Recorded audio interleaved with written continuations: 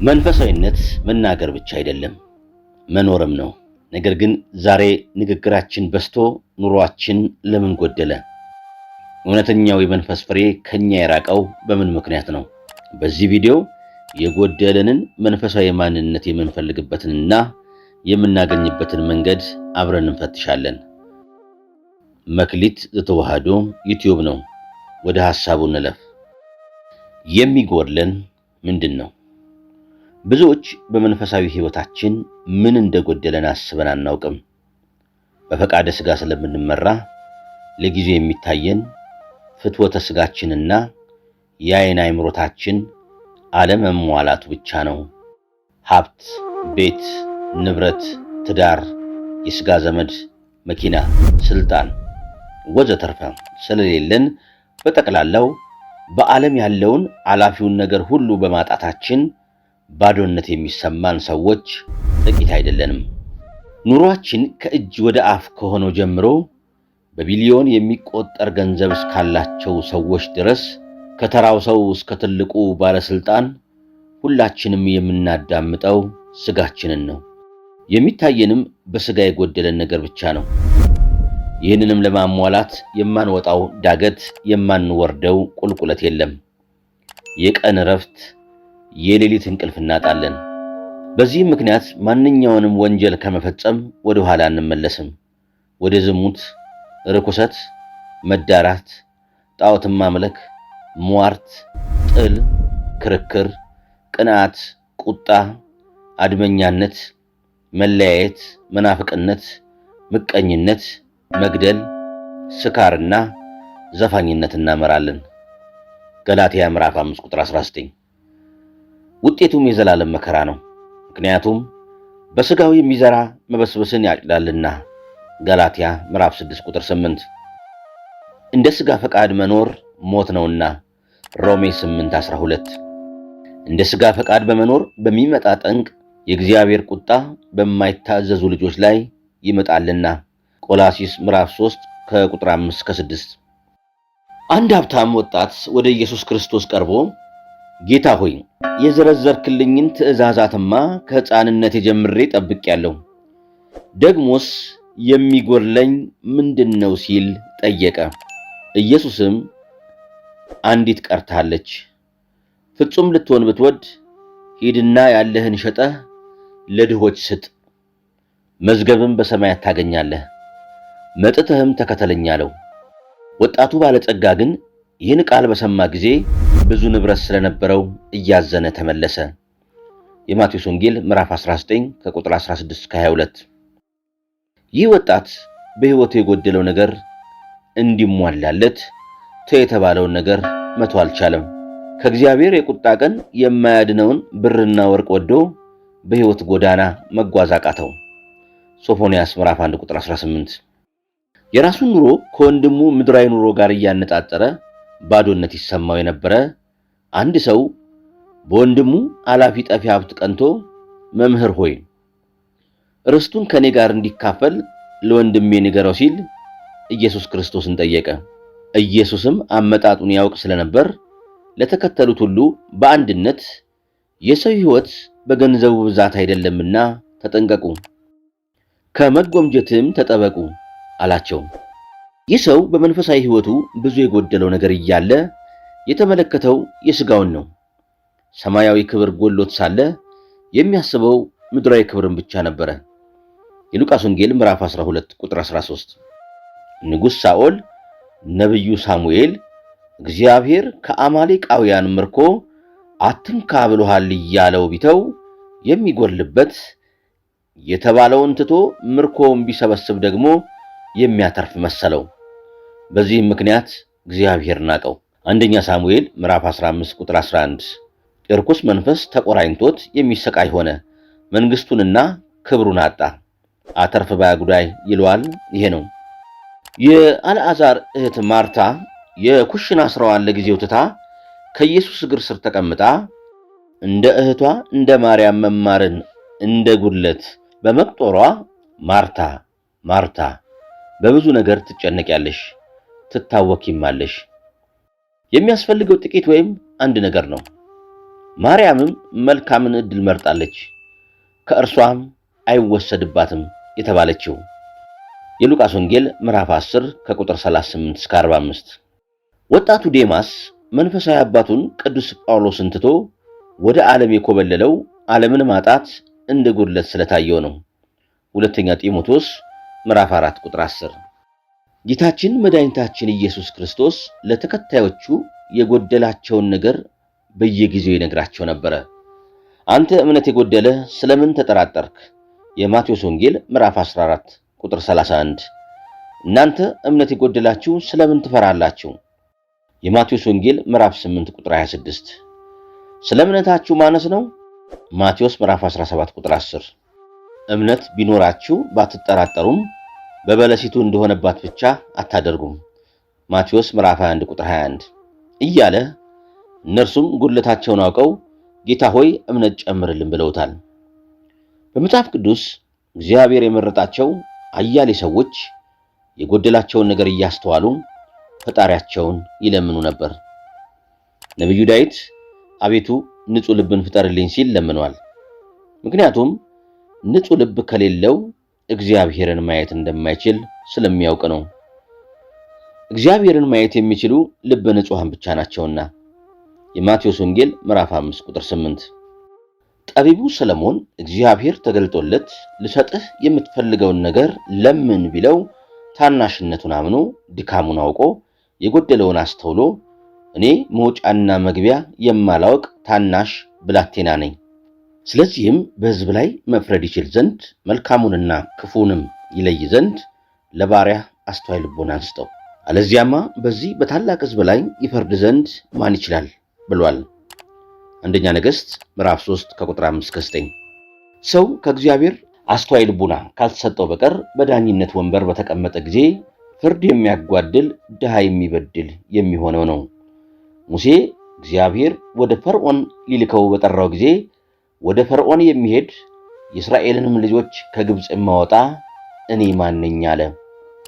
ሂድ ቃሌን ተናገር በተባለም ጊዜ ጌታ ሆይ እኔ አፌ ኮልታፋ ምላሴም ጸያፍ የሆነ ሰው ነኝ፣ ትናንት ከትናንት ወዲያ ባሪያህንም ከተናገርከኝ ጀምሮ አፈ ትብ ሰው አይደለሁም በማለቱ የጠራው እግዚአብሔር አፍን የፈጠርኩ እኔ ከአፍህ ጋር ሆናለሁ አስተምርሃለሁ አለው።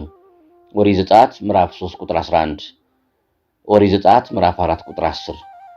ኤርምያስም ወጣት ሳለ እግዚአብሔር ለአሕዛብ ነቢይ አድርጌሃለሁ ባለው ጊዜ ወዮ ጌታ እግዚአብሔር እነሆ ብላቴና ነኝና እናገር ዘንድ አላውቅም በማለቱ እግዚአብሔር እጁን ዘርግቶ አፉን ዳሰሰ፣ ቃሉንም በአፉ አኖረለት።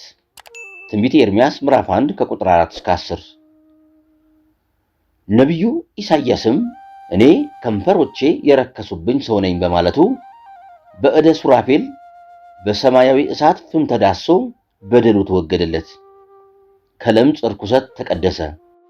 ኢሳይያስ ምዕራፍ 6 ቁጥር 6። እኛስ ከየትኛው ወገን ነን? አብዛኞቻችን መንፈሳዊ ጉዞን ጀምርና ዓለምን በመተዋችን የጎደለብን ይመስለናል።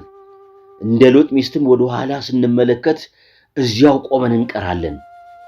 መንፈሳዊ ጉዞአችን ከመቅጽበት ይገታል።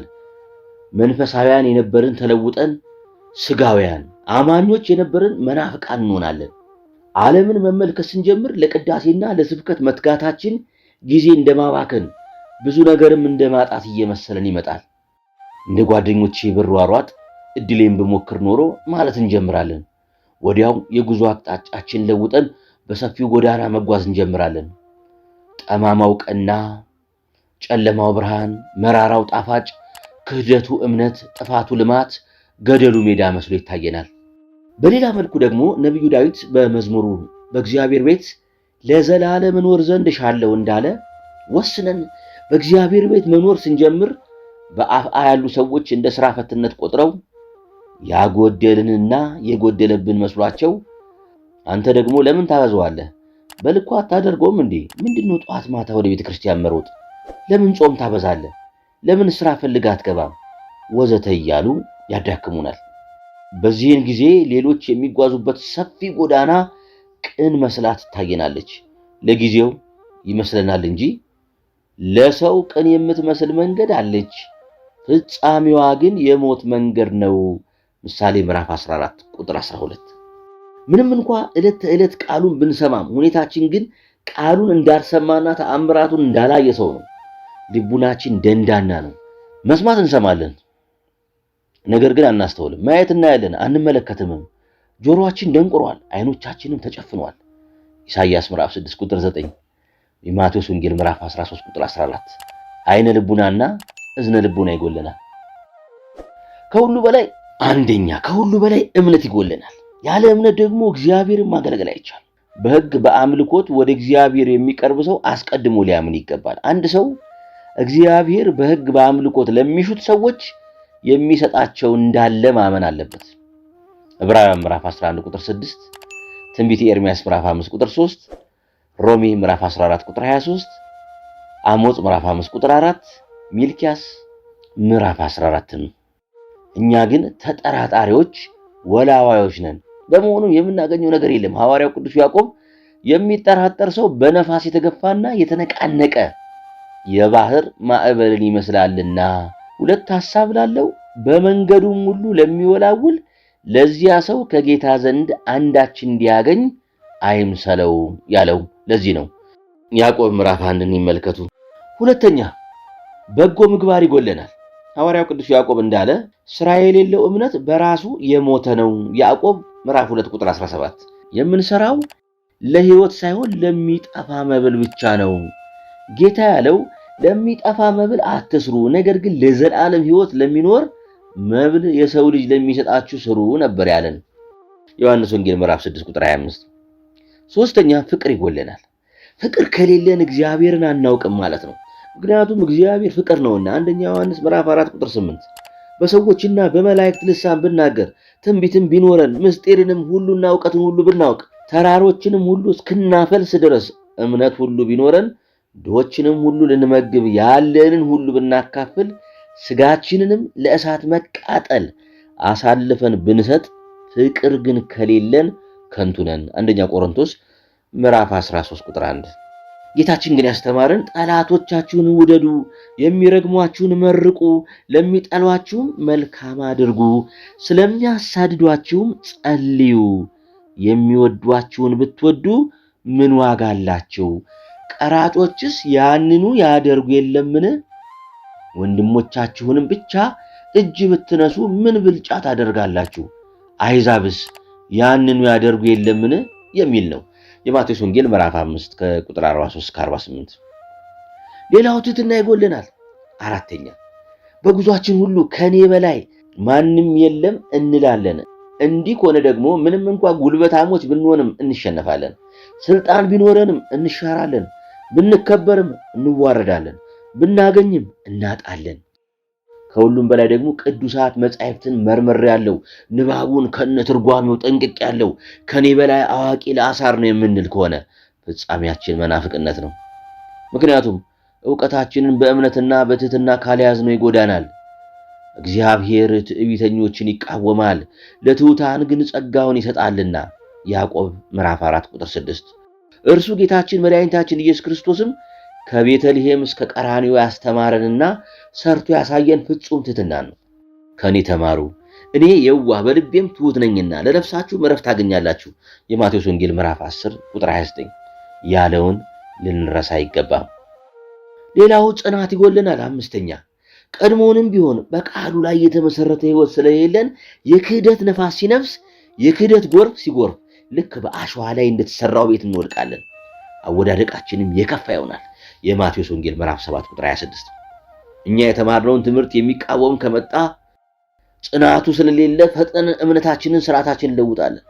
ሐዋርያው ቅዱስ ጳውሎስ ግን ይህ እንዳይሆን፣ ነገር ግን ወንድሞች ሆይ እናንተ የተማራችሁትን ትምህርት የሚቃወሙትን መለያየትንና ማሰናከያ የሚያደርጉትን ሰዎች እንዳትመለከቱ ለምናችኋለሁ። ከእነርሱ ዘንድ ፈቀቅ በሉ። እንዲህ ያሉት ለገዛ ሆዳቸው እንጂ ለጌታችን ለኢየሱስ ክርስቶስ አይገዙምና በመልካምና በሚያቆላምጥም ንግግር ተንኮል የሌለባቸውን ሰዎች ልብ ያታልላሉ። ሮሜ ምዕራፍ 16 ቁጥር 17። ዕብራውያን ምዕራፍ 13 ቁጥር 7። ኢየሱስ ክርስቶስ ትናንትናና ዛሬ ለዘላለም ያው ነው። ልዩ ልዩ አይነት በሆነ እንግዳ ትምህርት አትወሰዱ በማለት አስቀድሞ ነግሮናል። ሐዋርያው ቅዱስ ጴጥሮስም በአመፀኞች ስህተት ተስባችሁ ከራሳችሁ ጽናት እንዳትወድቁ ተጠንቀቁ ሲል መክሮናል። ሁለተኛ ጴጥሮስ ምዕራፍ 3 ቁጥር 17። በተለይም ይህ ዘመን የተመረጡት እንኳ ጽናት አጥተው የሚስቱበት ዘመን ነው። የማቴዎስ ወንጌል ምዕራፍ 24 ቁጥር 24። ስድስተኛ ኃጢአትን ሰርተን የመርሳት ጠባይ አለብን። ኃጢአትን እየሰራንም አናስተውልም።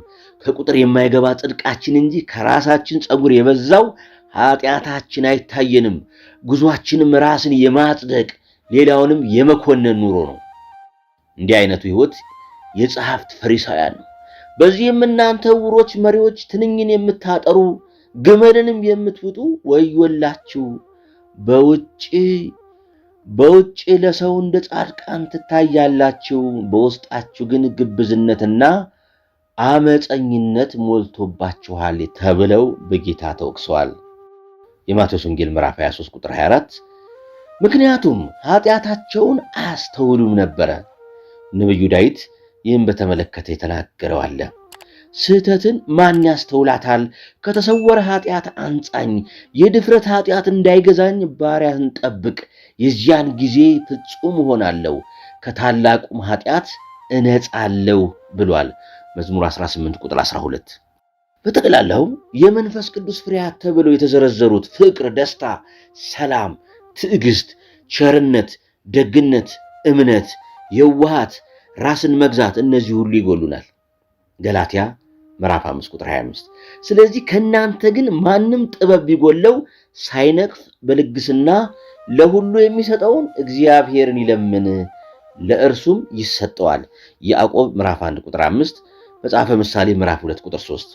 እንደተባለ ለሁሉ አምልቶ አስፍቶ አብዝቶ ከሚሰጥ ከእግዚአብሔር ዘንድ እንለምን፣ እርሱም ለሕይወታችን የሚያስፈልገንን ሁሉ ይሰጠናል። በእውነት የሚጎለንን እንድናውቅ የእግዚአብሔር ቸርነት፣ የድንግል ማርያም አማላጅነት አይለየን። አሜን።